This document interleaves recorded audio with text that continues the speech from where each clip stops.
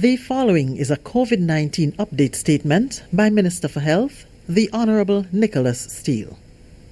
Fellow citizens, good afternoon. Today, May 2nd, 2020, I announce the 21st laboratory confirmed case of COVID-19 here in Grenada.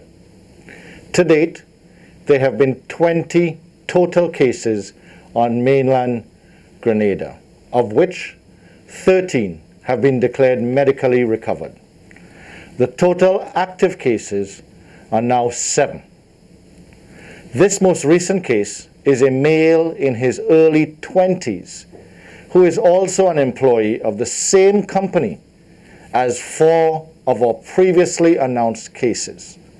His household has been in quarantine, and so are the other possible contacts of case number 15.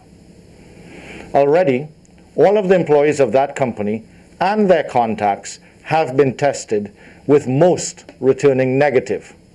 However, given the science of the disease, they continue to be monitored based on their period of possible exposure.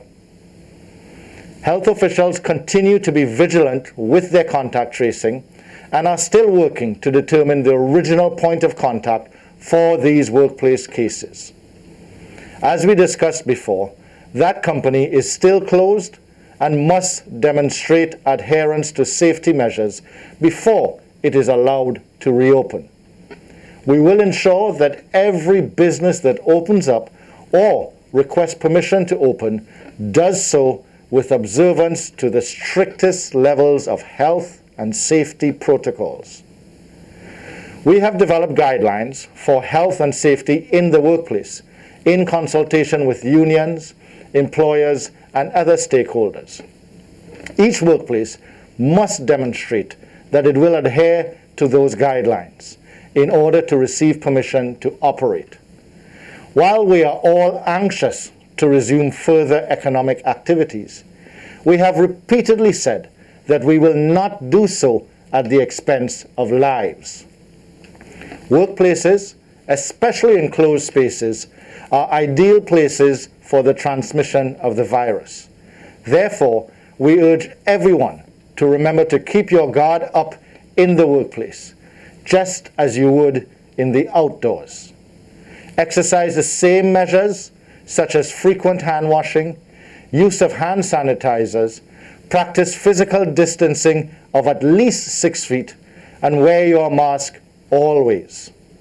These measures, when combined, have proven to drastically reduce the spread of the virus. Fellow citizens, our present case is cause for concern for another reason. This is one of our youngest cases so far. Health experts the world over have been raising alarm in recent weeks over the increasing number of young people contracting and dying from the virus. Early reports coming out of Wuhan, China, at the onset of COVID-19 suggested that the elderly and people with pre-existing conditions were more likely to be seriously affected by the virus. But as the virus continues to spread worldwide, the United States Center for Disease Control and other expert agencies have reported an alarming trend in that a significant number of young people are now being infected, and many of them seriously so, to the point of requiring hospitalization or intensive care. Unfortunately, too, a growing number of young people have died from virus complications. While a great number of young people are still more likely to also have milder cases of the virus, the science continues to evolve. We must not take for granted that age is a mitigating factor in the contracting of this disease. Nothing about COVID-19 should be taken for granted. We continue to implore that you practice the safety measures and that you stay vigilant, especially on days like today and tomorrow, when you are out shopping or as you leave your homes to return to workplaces over the coming weeks and months.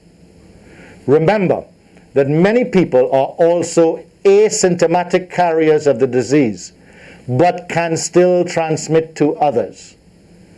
Practice physical distancing at every turn.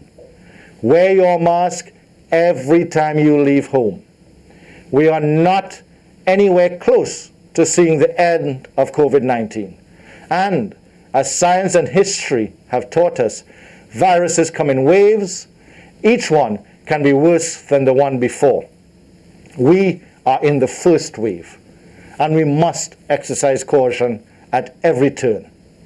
Again, if you are or anyone you know is experiencing symptoms of this disease, such as fever, shortness of breath, cough, weakness, abdominal pain, or diarrhea, do not leave your house.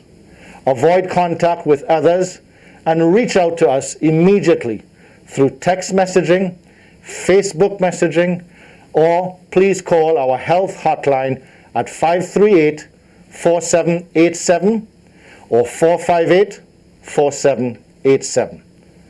Together, let us continue to save lives. I thank you, and may God continue to bless us all. The preceding was a COVID-19 update statement by Minister for Health, the Honorable Nicholas Steele.